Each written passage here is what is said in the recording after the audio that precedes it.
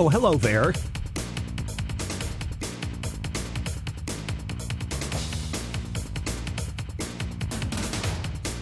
Did not see you there behind my piles and piles of stonk money.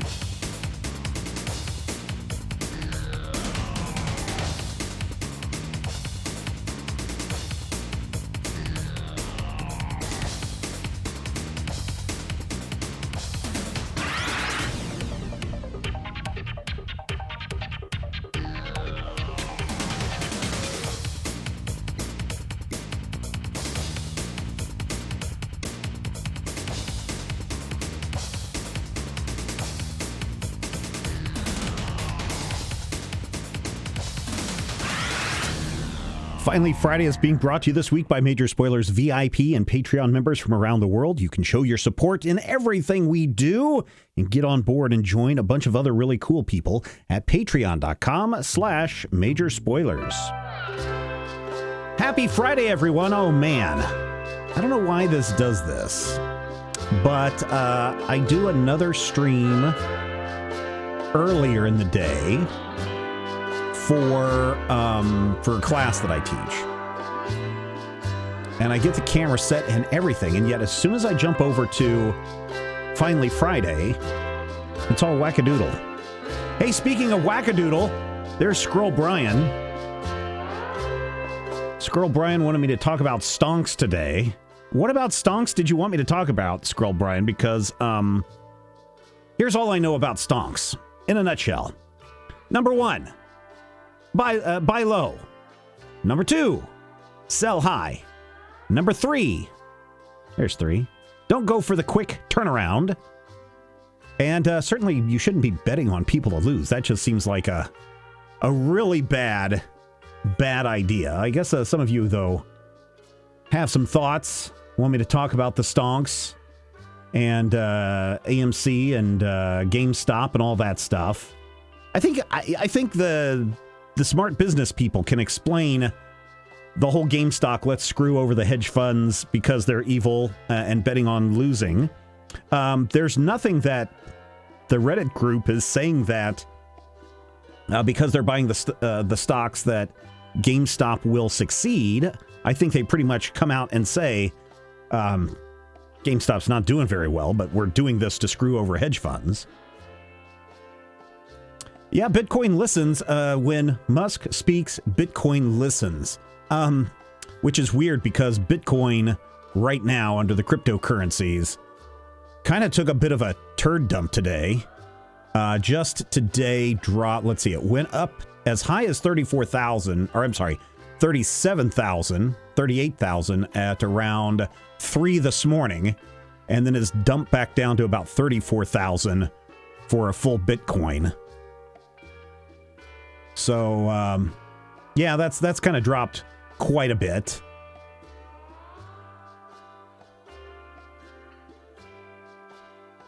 DogeCoin in DogeCoin. All right. So here's the thing. I do have a Robinhood account. Just letting you know about that. If you want me to share my thoughts on the whole thing yesterday with the GameStop and the AMC suspension, I can finally share I will share my opinion. It's my opinion. It has no basis in any kind of business, stonk market relationship stuff. But I have a Robinhood account, and one of the things that I have told the boy is that he used to play the stock market game in his Smart Kids class at school, and they actually have done very, very well in that. And so I told him every month I'll put $100 into Robinhood, and you can figure out what stonks you want to buy and see how they do. And today after class, he was like, Dad, we got to buy some DogeCoin.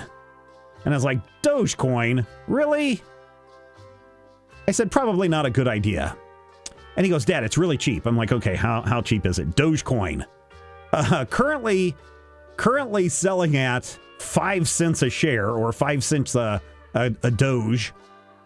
5 cents a Doge. So you can literally spend $5 and get almost 90 Doges. And hope that it goes up from there. Although it's kind of been up and down all day. It it had its big takeoff on the 27th. So here's the thing. What were the movies that I said? The Big Short, you should probably be watching. And there was another one that I had mentioned on Twitter as a movie about shorting and the stock market and those kinds of things that people ought to check out.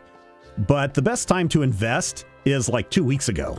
2 weeks ago, you should have invested in DogeCoin, and you should have invested like $100,000, and then you could make like $7,000 out of it.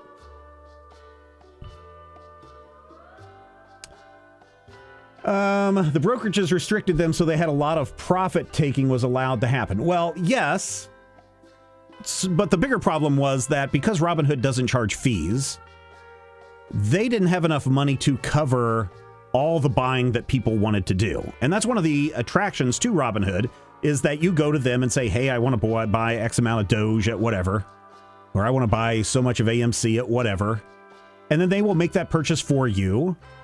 In return, your information that you are that you're putting in, your purchases, your trending habits, etc., they share with other people. And that's how they make their money, is through that. But the problem is they didn't have, with as many people that were trying to sell AMC and or trying to buy AMC and Nokia and BlackBerry and GameStop, they didn't have enough money to cover all that, even though they said they had plenty. Mysteriously, overnight, they had an injection of $1 billion from their investors. And so today, this morning, they were able to open back up and say, hey, we can start buying AMC and all those other volatile stocks this morning. And so Robinhood's been fine. I had so many kids in my class today go, you can't buy AMC or GameStop on the Robinhood. And I'm like, yeah, I can. And I showed it to them. And they're like, huh. So I guess one of the things is, don't be quick. One of the things I'm trying to get across in this class to them is, don't be so quick to just believe everything you see on Twitter. Yes, there was a time yesterday, and it was probably for 12 hours or whatever it was, where they were not allowing people to buy those stocks. You could certainly sell them. I think the bigger story that J. Michael T. wants me to talk about is that so many people bought into the AMC idea that AMC was able to wipe out nearly $500 million of debt. Now, keep in mind, back in, was it November of last year? We talked about this. AMC got a loan, a business loan, an infusion of cash from a Chinese businessman to the tune of about $500 million. But because the stock in AMC shot up as high as it did, and really as high as it did was only like $17, I think, at the high of what it was, up from like $3. So what AMC did was they said, oh, we have a bunch of our own stock holdings, shares that we have here that the company holds. If people want to buy, let's sell those for like whatever, the $17 or $14, whatever it is. I think it's trending around $13 right now. Well, let's sell a bunch of our own shares and get them out into the public if people are so eager to buy these. And they sold enough shares to wipe out $500 million of the company's debt. Now, on the flip side of that, you have to also keep in mind that I think it was just announced earlier this week or last week, the company took on another $900 million loan to float them through the end of summer or possibly the end of this year. So overall, they had something like $1.4 billion in loans that they have to pay off. Now, the $500 million loan had to be paid off, I want to say in 2025, I believe is when that one has to be paid off. I don't know when the $900 million one has to be paid off. My guess is probably within 5 years. So the big question is all this fluctuation, the wiping out of $500 million of their own stock, wiping out of $500 million of their debt through selling of their own stock, if that's going to be enough to keep the company afloat past the 5-year deadline, when all signs point to theaters are going to be closed indefinitely until people get their stuff together. So, they might. J. Michael T. says AMC is now sitting on a huge pile of money they did not expect, so they may yet extend their life past the pandemic. Keep in mind, they're still $900 million in debt. And if you follow the Major Spoilers email list, if you have subscribed to that, a couple of weeks ago, I was talking about how in the future, AMC may go under whatever, what a smart business move it was for HBO to release all this day and date stuff. But if they still have to pay $900 million. And if you go back to that email that I had sent, we kind of tabulated that the theater owners in 2019 had their best year. The theater owners as a whole, that's AMC, Cinemark, etc. They made something like $1.9 billion in that year. And I think that was gross, not net. So when you take out all of the rental expenses for their theater space and all of that other stuff year round, imagine just about cutting that in half, which still half of $1.8 billion or whatever it is still $900 million.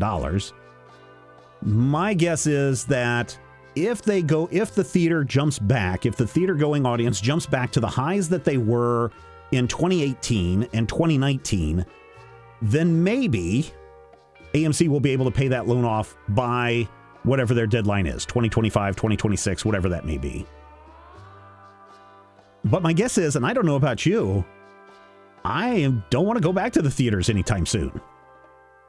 Even when they give the all clear, when the guy comes out with the whistle and blows the whistle and gives the all clear sign, I'm not sure that I'm going to rush back into the theater as my first destination. And I think it's probably going to take probably a year after they give the all clear and that everything can open back up before audiences even return to that. So we may not even see a return to normal audience levels until 2023. And that means they're only going to have 3 years to clear $900 million. And if HBO's success works with the day and date release, about half the people aren't even going to go to the theaters because they can just stay home. Disney continues to use the premiere service for their movies. The latest is the Dragon one with the girl and the dragon. I really am looking forward to that one. That one looks very, very cool. That'll be a premium access. So on top of your Disney subscription, you'll pay an additional $30 if you want to see that movie on the day and date. I'll probably do that. And if this is successful for both HBO and Disney, they may opt to only put a select number of movies into the movie theater. Which means that, number one, it's great for independent movies because they may have more options to get screen time than they would during a year when you've got 3 Marvel movies and 6 Pixar movies and 27 other movies coming out. So that may be good for them. But it also could mean that the audience slopes off. So I wouldn't jump up and down and cheer for AMC just yet. Maybe you do like an underdog movie. This is kind of like an underdog movie when the underdog is Lex Luthor, in my opinion. You know, many people know my opinion about AMC and how I don't think that they understand a movie-going experience, nor do they care about people having a good time in their theaters. It's just pack them in and get them out and show the next movie.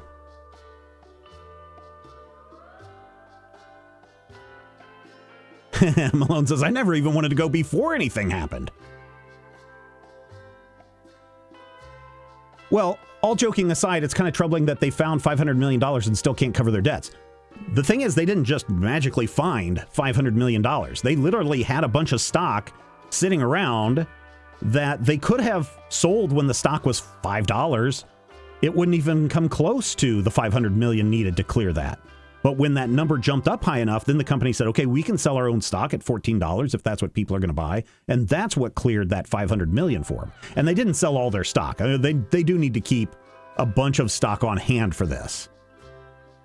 So yes, they were able to clear out $500 million debt. This isn't like, oh, we just found $500 million under the cushions when the cleanup crew went in. We don't know where it came from. Nobody has come to the lost and found yet, so I guess we'll keep this for ourselves. Psycho Red says, I desperately want to go back, but I know it won't be really safe until summer 2022. Well, on the plus side, you only have to wait until March 18th of this year to finally get your hands on the Snyder Cut that everyone's talking about. Oh my gosh, the Snyder Cut. It's like everybody jumping into the stock market and the Snyder Cut announcement coming out on the same day. People really are kind of gullible. And I'm not saying that stocks, going into the stocks is gullible, but I really think if you're trying to go in for the pump and dump or the short turnaround, that's personally, from my opinion, again, I'm not a financial analyst. I rely on my 13-year-old to give me stock advice. I think trying to go in for the short-term win and then getting out, unless you have a lot of money, is probably not the smartest. I mean, I own stock, as I've said before. I own stock in AT&T, Coca-Cola, Disney, Apple. Let's see. I own something in called Smile Direct, which I always joke is the home dental surgery, and some DVAX thing, which is some bio. Is one of my free stocks that you get when you open up a Robinhood account. But I buy, the Disney stock, the AT&T stock, the Warner Brothers stock, the Apple stock for long-term investment. Because, over time, those will only go increase. And I think a lot of people don't understand that about stocks. Is you really should buy them for a longish term, not, hey, keep it for the weekend. Everybody dump on Monday when it's $100,000 a share. But, I don't know. I'm going to give... what do you guys think about the Justice League thing? I'll give it a chance, but I'm not expecting greatness out of it. Malone says, I have to be honest, I kind of like the ideas of millions of poor people willing to lose $100 to screw billionaires on the stock market. I see it as a pacifist Robin Hood. No, I totally agree. No, I'm totally behind the, the screw over Wall Street group. Fudge the hedgies, or whatever they're calling themselves. I'm totally behind that movement. Believe me, I'm totally behind that movement, especially for those of you that are old enough or have the long-term memory enough to remember 2008 when the housing bubble collapsed and basically crippled the banking industry and almost crashed the entire U.S. and world economies. Again, go back to The Big Short if you want to find out more about that. So yeah, I'm totally behind people wanting to screw over anyone who is betting on a company to lose. I don't want a company to lose. Believe me, I don't want AMC to go out of business, even though I say that a lot. Even though I say I hope they go out of business. What I want them to do is to deliver a quality movie-going experience where you don't have to deal with everything that makes you not want to go with the movies. And they don't do that. They seem to double down on their contempt for customers who want a movie-going experience. So, yes, I want AMC to go, oh man, what could we do to make this movie-going experience better? And implement those things company-wide, theater-wide, so that people want to come back. But until they do that, they're going to continue to fail, and I'm fine with them failing that way. But to bet on a company to fail, I'm not in favor of that.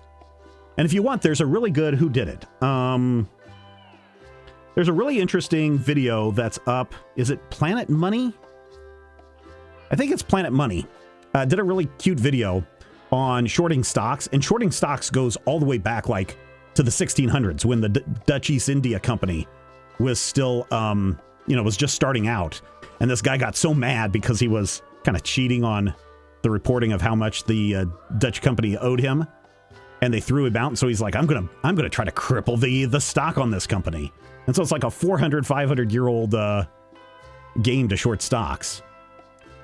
I'm looking forward to the Snyder Cut as a curiosity and for the spectacle. I am too. I really don't see it as something that is going to radically change anyone's views. I mean, if you already have a set view on the Snyder Cut, if you think the Justice League movie was the greatest thing ever, this movie isn't going to change your mind. It's just going to give you a chance to double down.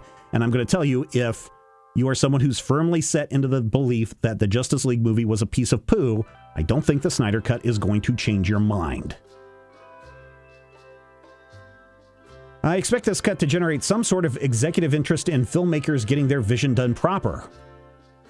Well, that's interesting, Psycho Red, because, Wonder Woman 1984, the director had Final Cut. Patty Jenkins had Final Cut on that film. And if you listen to the Major Spoilers podcast, I think most of us agreed that maybe Warner Brothers should have been like, you need to trim a little bit here and there.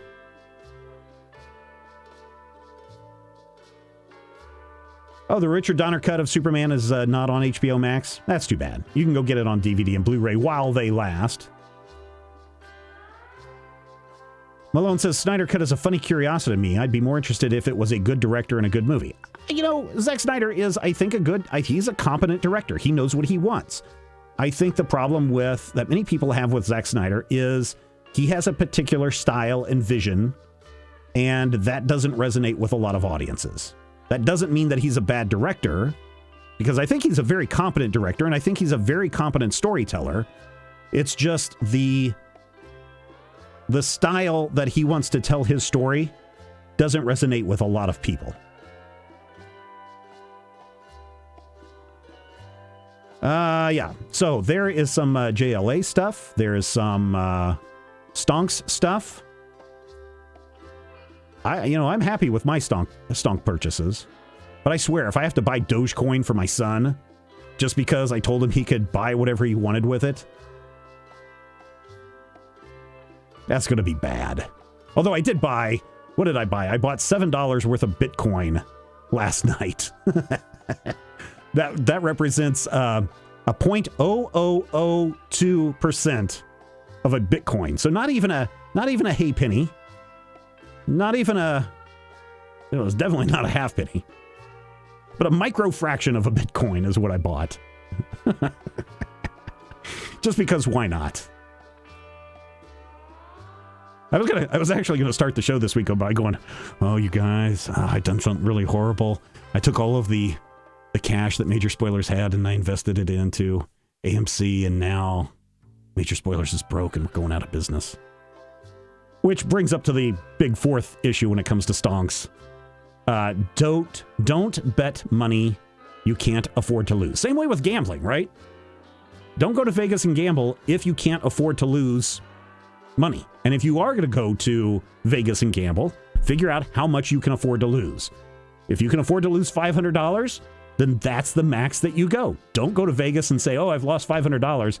Let me go and take out another $500 of my rent money, of my food money, of my kids' daycare money, whatever it may be, and go and bet on that, because you're going to lose on that as well. Now you're out $1,000 and your kids don't have daycare to go to. And the same way, I think, personally, again, my opinion, I'm not a financial expert. I've said that many times. So if you're coming here for stonk advice, please go talk to my 13-year-old. But I really don't think that, I think unless you've done research, which is the fifth part of stonk buying, do your research. If you're just going in blind because everyone on Twitter or Reddit or whatever is like, hey guys, why don't you go buy some Bitcoin? You probably are going to lose that money. Play money that you can afford to lose versus retirement investing, big difference. If I understand what you're saying, J. Michael T., do some retirement investing. And of course, that's, you can go get an accountant or an investor for that. But if you want to play, a lot of people are like, I know that there are several people who are YouTube personalities that basically encourage you to spend up to $10,000 a year in investment stocks. Your Apples, your Disneys, your whatevers. And hold on to that until the time which it's time to retire, and then sell it.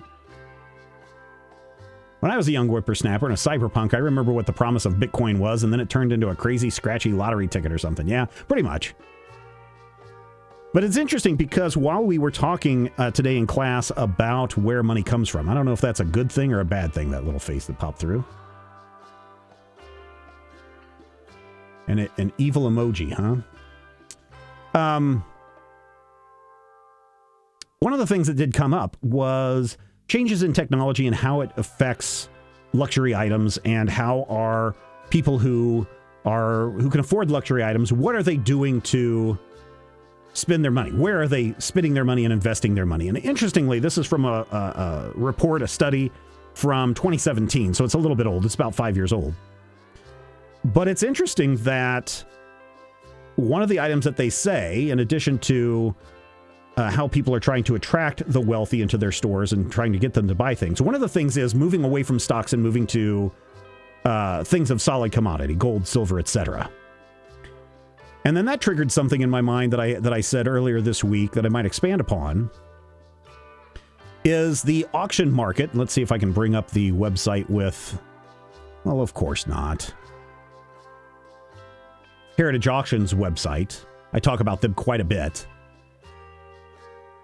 I remember that Detective Comics recently sold for $1.5 million. There's a copy of Superman that sold for $348,000. There's a another one that sold for $360,000.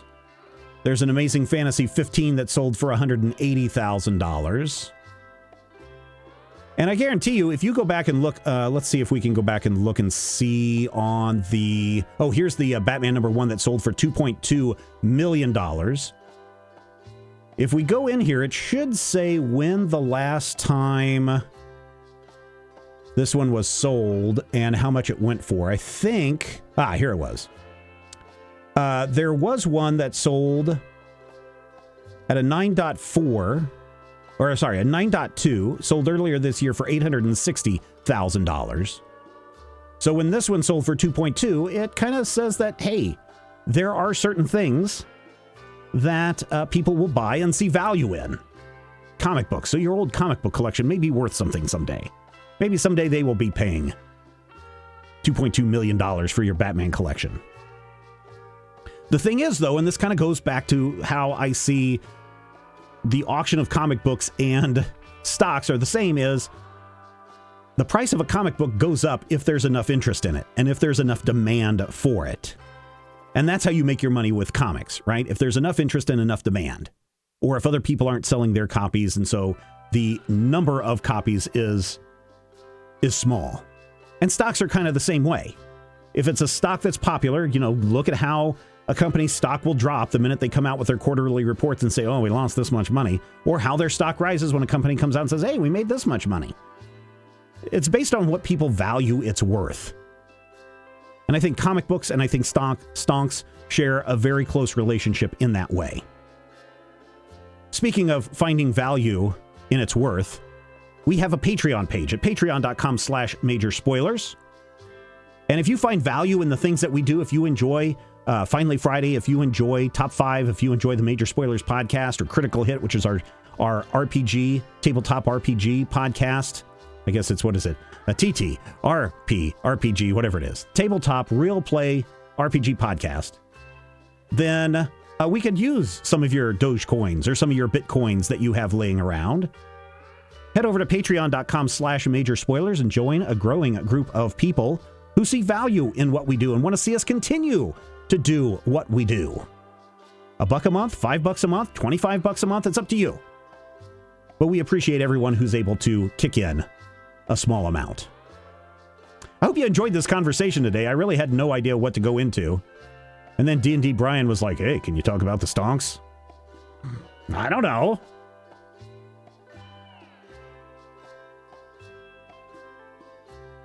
All right, everybody, that's where we're going to wrap it up. Hey, let's take a look at some of those awesome people right here in the credit roll that see value in the work that we do. And we'll be back next time when it's finally Friday. Maybe all this stonk stuff will be a thing of the past. Take care, everyone. Do good, be good. Maybe we'll be back tomorrow for the game stream. I'm totally tearing out this whole system tonight because the new computers arrived. We're rebuilding everything. So there you go. Take care. We'll see you very soon.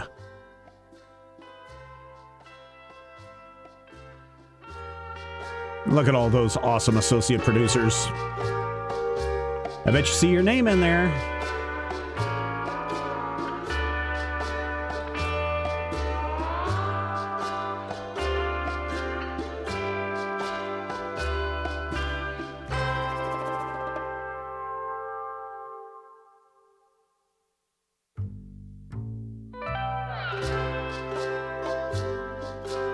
There's some awesome people. Thomas Perkins in there. Some of our podcast pros.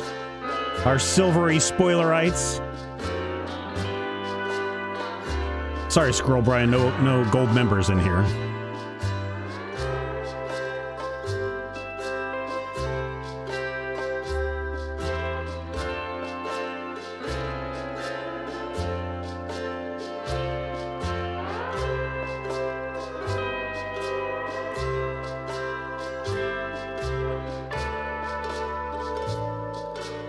Oh, well, thank you, J. Michael T. Psycho Red, take a care. Lagnus, thanks for stopping by. Malone, have a good night's sleep.